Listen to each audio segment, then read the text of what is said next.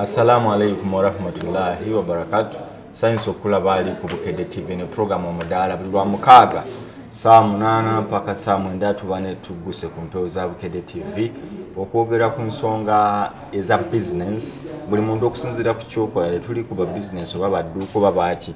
for as long as kyokola okijjamu sente ojja ku mudala wano emizizi keje gibagizeewo ne tulaba nti kyekisaana okukolebwa era kizibu kyekirimu ani alemesaanya okutuuka eyo gy'alina okulaga kyekikulesa ku mudaala wano tubanga twogera programu eno nze mbe Nuruddin Ntego gikutuusaako era ng'olunaku olwaleero nyina bannaffe abatambira mu mulimu gwa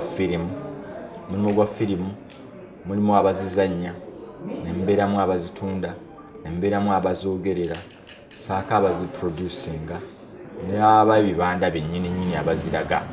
mu firimu eyo gy'ogirabira ku kibanda awo Namasuba tulina gye twalabiranga ekibanda awo mu katale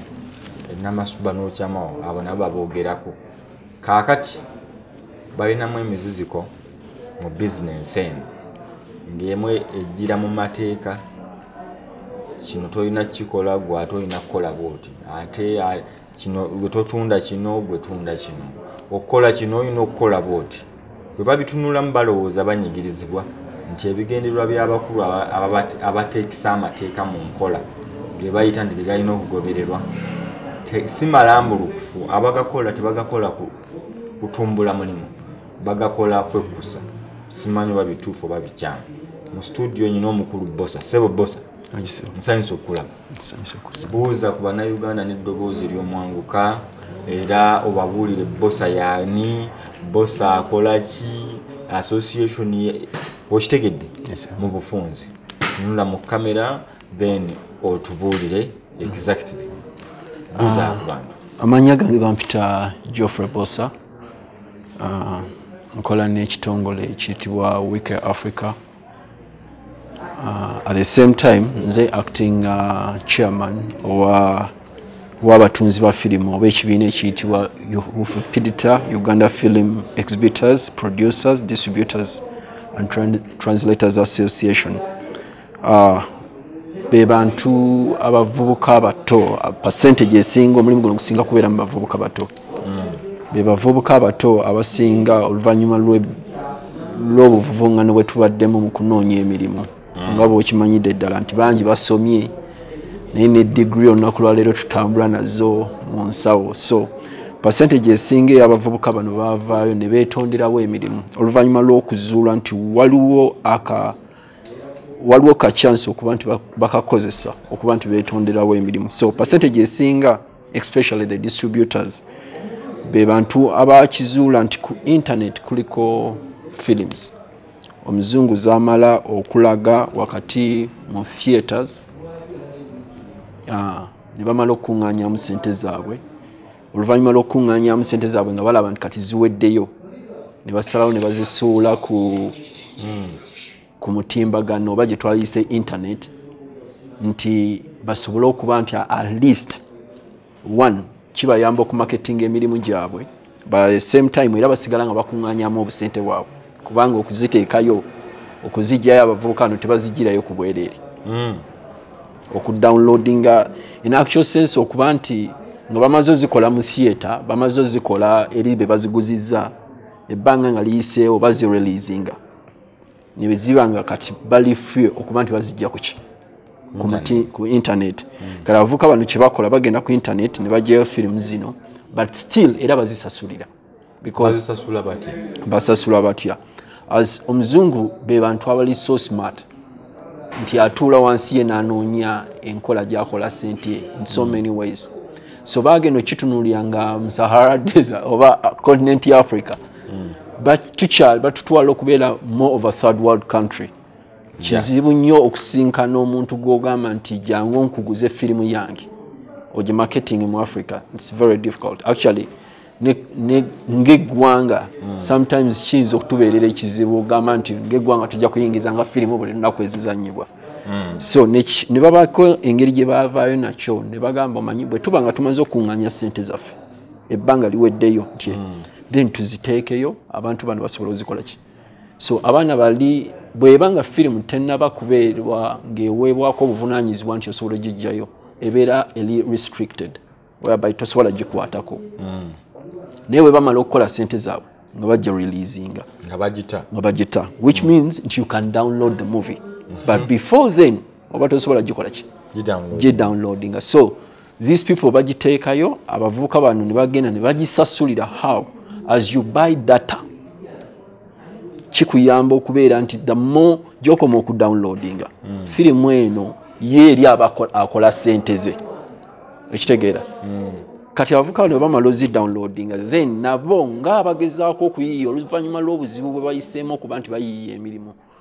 bagezezaako okwagala okuzitunda wano okulaba nti baliisa famire zaabwe ate nabo beebeezaawo so wakati w'ekibiina tulinamu abaziraga mu bibanda tulina abaproducer actually ababadde very inspired of the very works ez'abazungu foreign works nabo abatandise okugamba nti omanyi naffe tutandika okuproducinga emirimu gyaffe one bwe mazze wali ku downloadinga eyo assumption kirowoozebwa bulowoozebwa oba bwe it is by law well kyembuuza nti kyoŋŋambye nti yo omuzungu akola firimu ye wamala okugyamu sente ze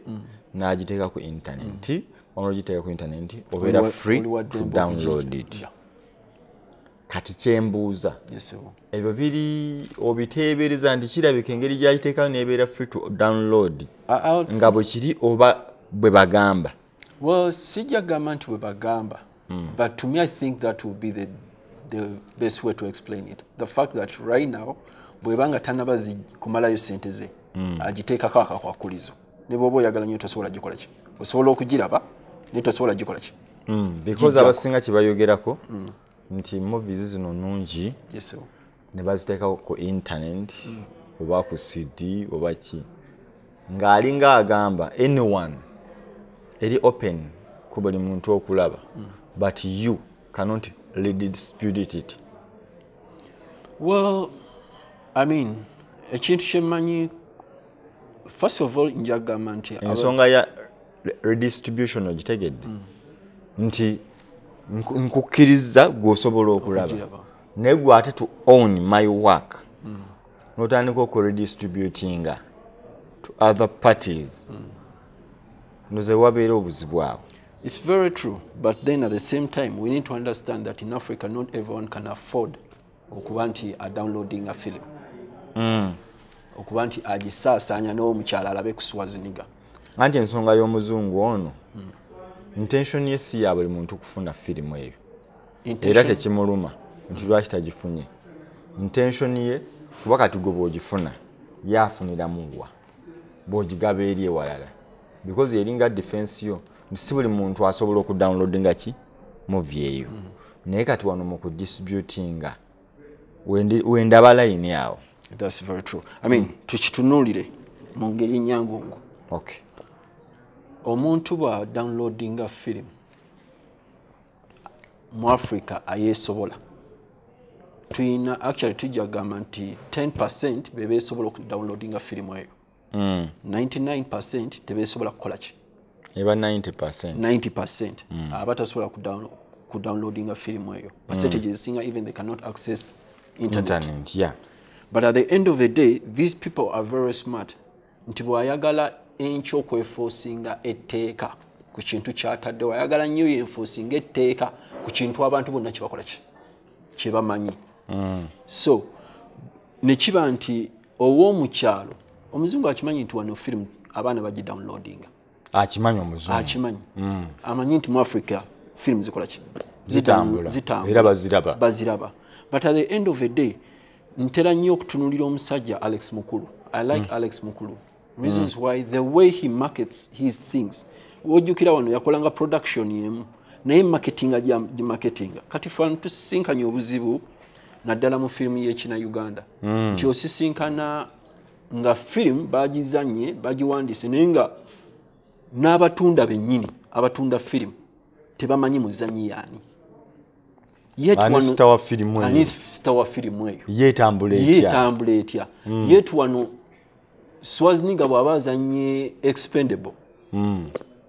oba Sylvester n'azanya Expendable ene movie kimutwalira 1 year nga trailer etakola ki etambula nti mu Africa tafuddeyo ayagala firimu yetambule buli omu amanye who is Sylvester agenda okutuuka ogamba nti kati njagala kukwasa etteeka nga n'ow'omukyalo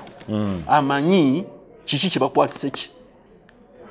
naye akirinamu interest nti nyina wenfuniramu